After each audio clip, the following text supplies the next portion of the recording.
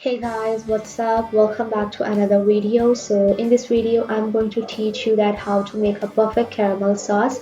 Making caramel sauce is a very easy but a little tricky process because you have to be careful about few things which I'll mention further in video. And this caramel sauce is used in so many desserts and sweet dishes that I thought why not to make a separate detailed video जिसके अंदर आपको दिखाया जा सके that how to make a perfect caramel sauce at home. So let's just start making it, but before that I would request you guys to subscribe to my channel Food Gossips. So we will take a pan और उसके अंदर हम almost 1 cup sugar add करेंगे, quarter cup of water add करेंगे. Keep in mind कि sugar और water को आराम से ऐड करना है ताकि कोई शुगर का पार्टिकल जो है वो पैन के साइड पे ना लगे. जहाँ पे शुगर के पार्टिकल्स पैन के साइड पे लगेंगे वहाँ पे क्रिस्टलाइजेशन हो जाएगी और आपके कैरमल बिल्कुल भी स्मूथ नहीं बनेगा.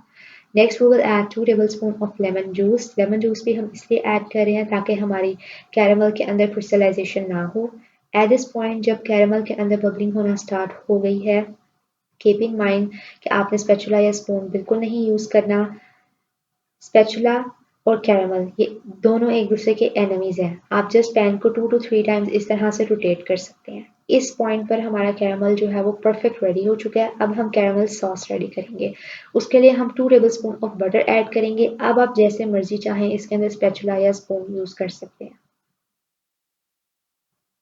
Next we will add 1 cup of cream और इसको भी हम अच्छी तरह से मिक्स कर लेंगे.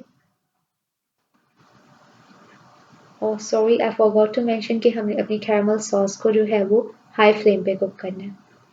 जैसे ही बटर और क्रीम अच्छी तरह से मिक्स हो जाएंगे, हम फ्लेम को फ़ौरन ऑफ कर देंगे. सो हमारी परफेक्ट कैरमल सॉस जो है वो रेडी हो चुकी है. Perfect colour, perfect consistency. That's it.